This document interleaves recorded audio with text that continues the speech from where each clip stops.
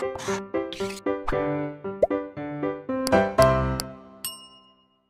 बच्चों, welcome to blueprint digital. मैं मोनिका, आपकी मैथ्स ट्यूटर।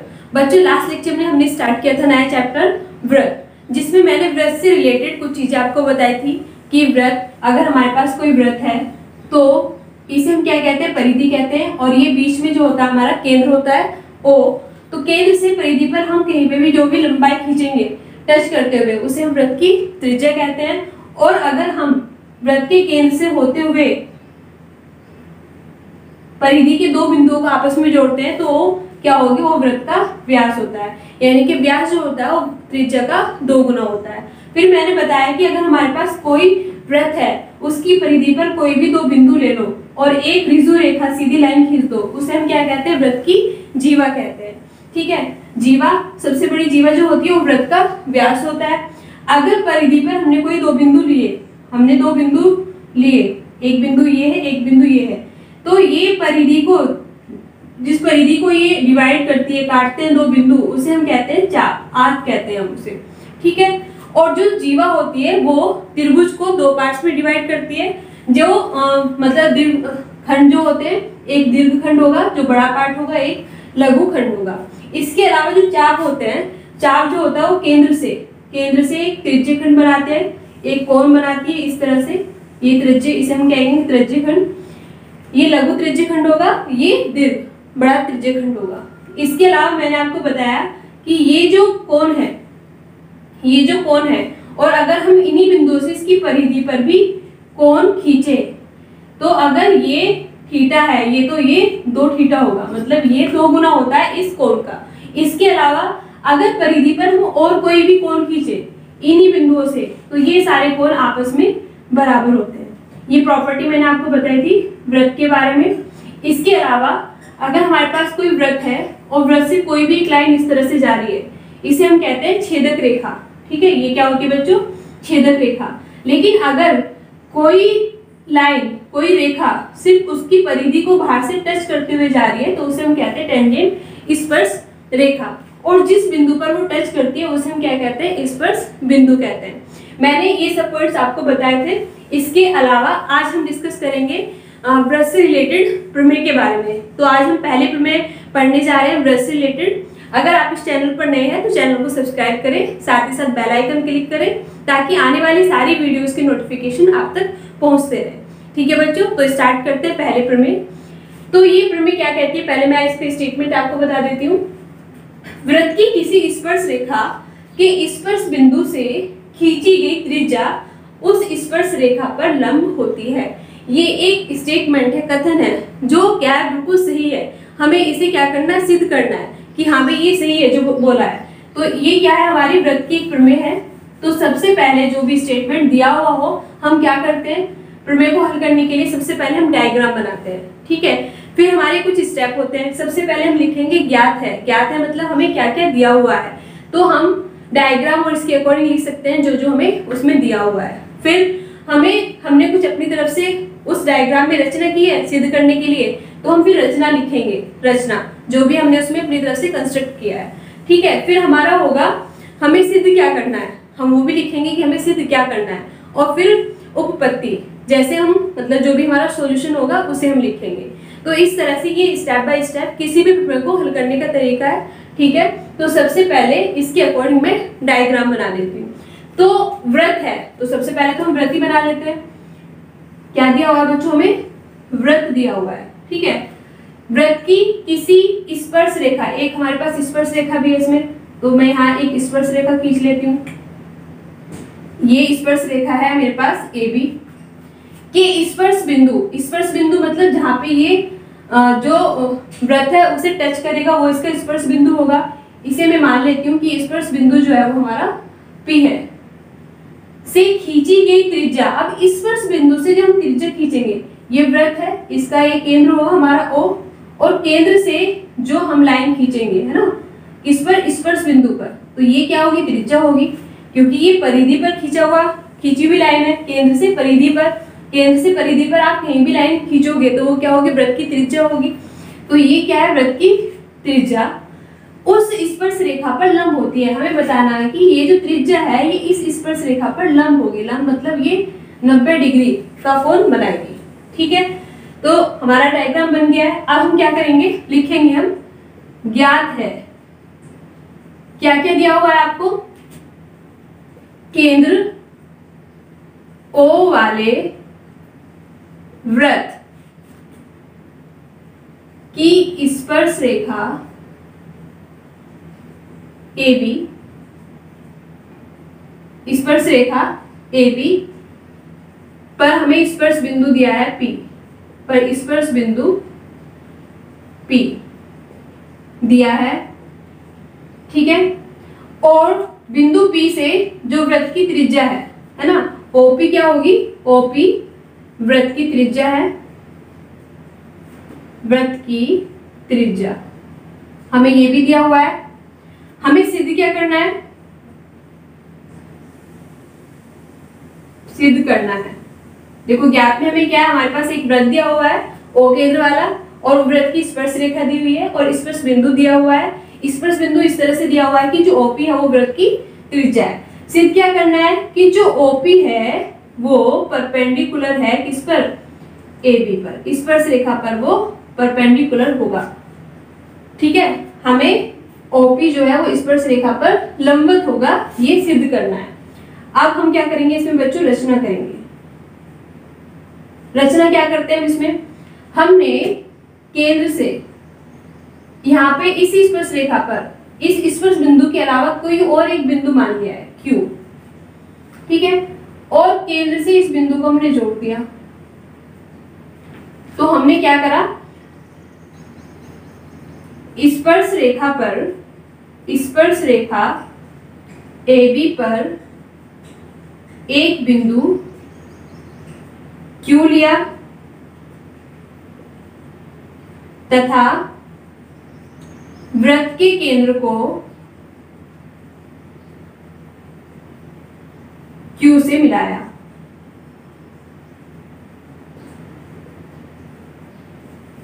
ठीक है, यहां तक कि स्टेप हमारे पूरे हो गए। सबसे पहले हमने जो हमारा स्टेटमेंट है हमने उसके अकॉर्डिंग क्या बना लिया, अपना डायग्राम बना लिया। फिर हमने लिखा ज्ञात है, क्या क्या हमें दिया हुआ है वो हमने लिख लिया। फिर हमने सिद्ध क्या करना है वो लिखा। हमें बताना कि जो त्रिज्या है OP वो परपेंडिकुलर है, लंबवत है स्पर्श रेखा AB पर। फिर हमने अपनी तरफ से रचना की। रचना क्या की, हमने P के अलावा इस रेखा पर कोई और पॉइंट मान लिया। आप इसे इधर भी मान सकते थे।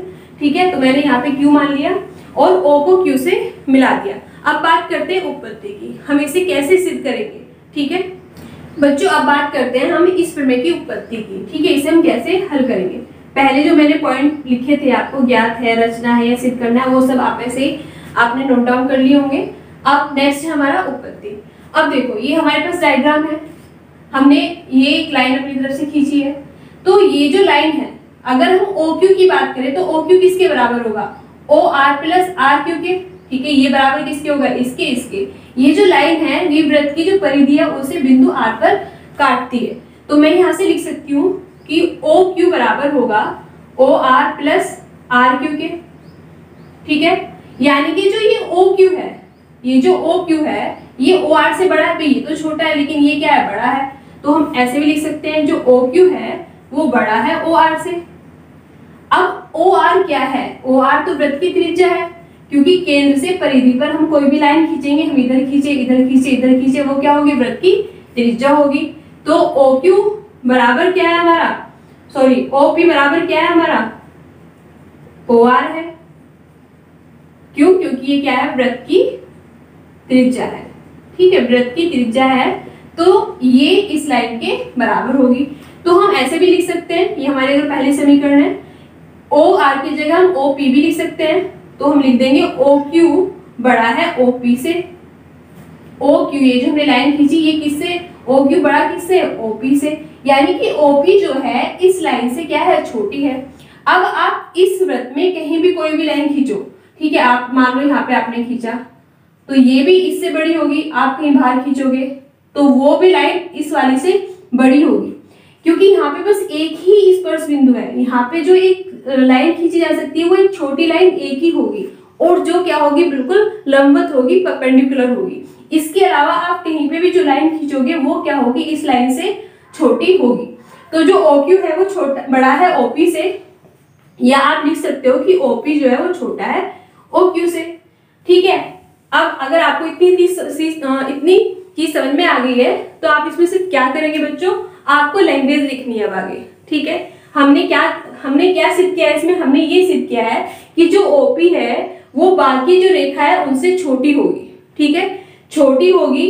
तो अगर भी हमारे पास इस तरह से एक लाइन है, हमने ये लाइन खींची और इस लाइन को हम छोटा करते चले जाएं, ऐसे हमने इधर कर दिया, इधर कर लिया, तो एक सिचुएशन ऐसी होगी जब ये बिल्कुल इसके बिल्कुल परपेंडिकुलर होगी, है ना, बिल्कुल इसके परपेंडिकुलर होगी, और इसकी लंबाई बाकी जो रेखा है उनकी लंबाई से कैसी होगी, सबसे छोटी होगी। तो हमने ये सिद्ध कर दिया है कि जो वृत्त की त्रिज्या है OP, जो कि स्पर्श बिंदु P पर है, वो सबसे छोटी त्रिज्या है, सबसे छोटी रेखा है स्पर्श रेखा पर।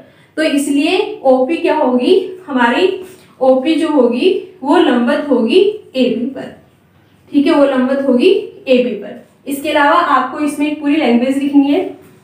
वो लैंग्वेज क्या लिखनी है कि स्पर्श रेखा AB पर, है ना, AB पर स्पर्श बिंदु P के अलावा खींची गई जो सारी रेखाएं हैं उसमें सबसे जो छोटा रेखाखंड है वो OP होगा।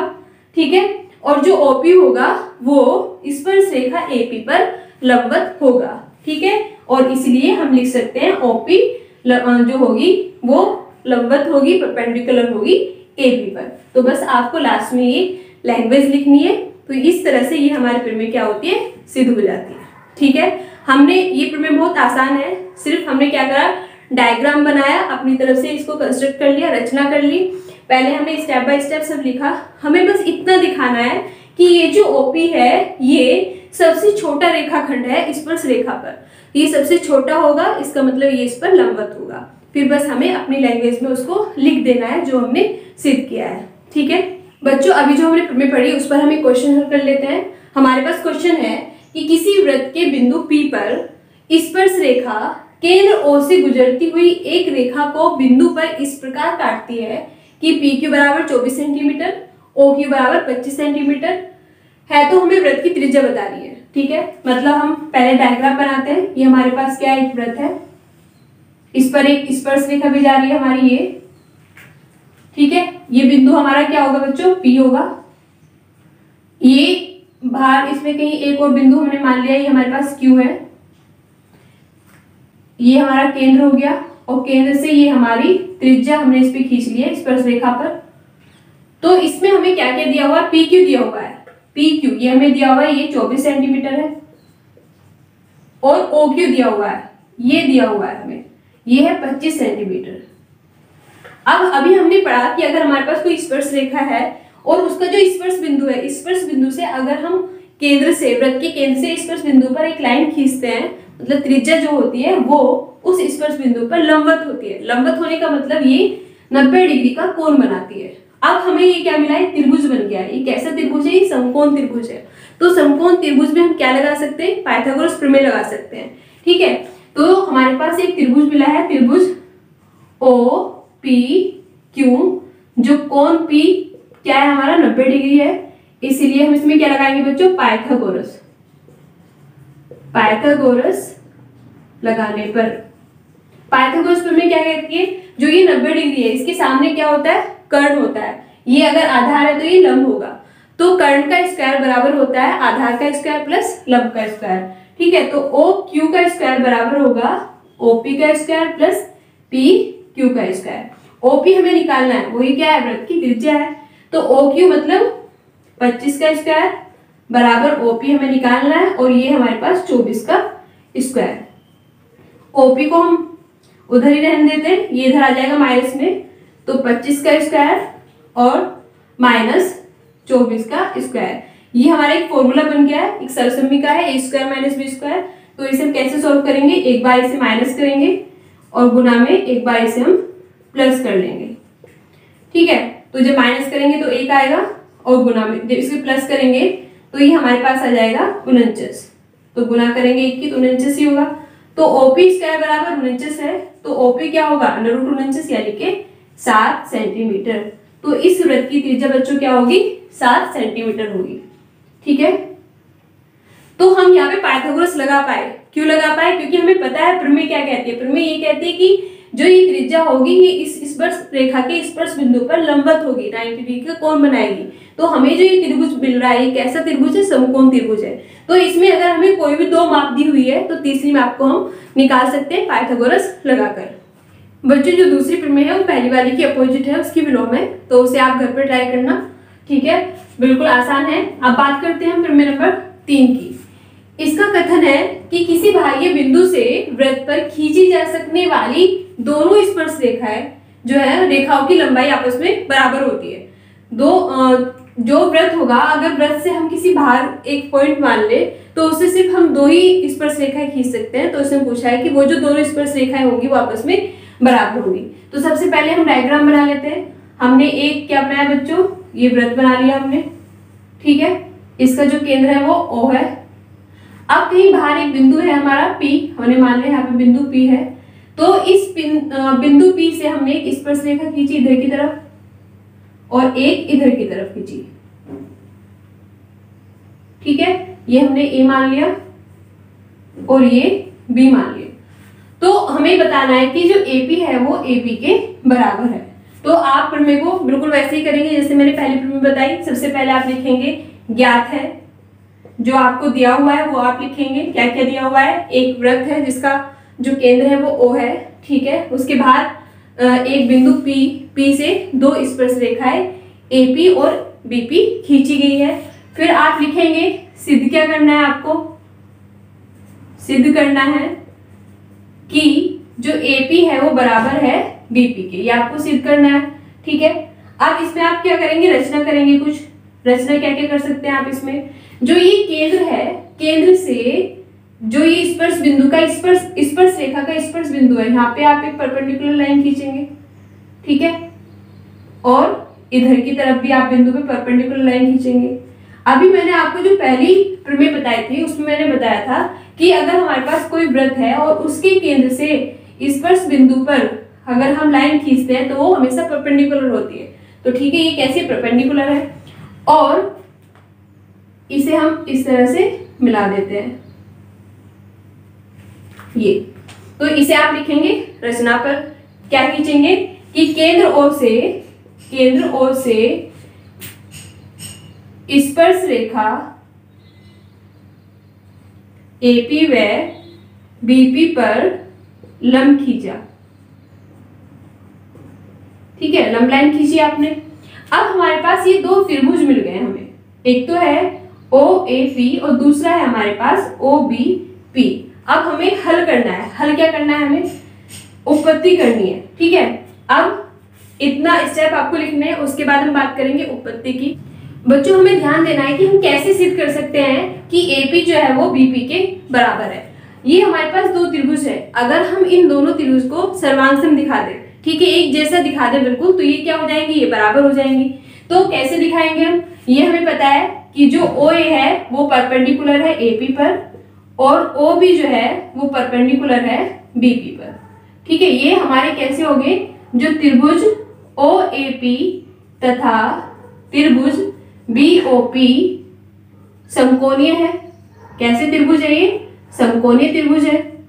तो OA बराबर होगा OB के, क्यों, क्योंकि ये वृत्त की त्रिज्याएं हैं, वृत्त की त्रिज्याएं हैं, इसलिए आपस में कैसी होंगी, बराबर होंगी। इसके अलावा जो OP है, OP बराबर OP होगा दोनों त्रिभुज में, क्योंकि ये कैसी है, उभयनिष्ठ है।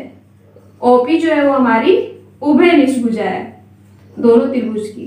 अगर हम किसी भी त्रिभुज में 2 साइड बराबर दिखा रहे हैं एक दूसरे की, तो तीसरी बराबर होती है। इसके अलावा इसमें जो एक कोण है, कोण कौन सा, OAP बराबर है कोण BOP के, और वो कितना है हमारा 90 डिग्री।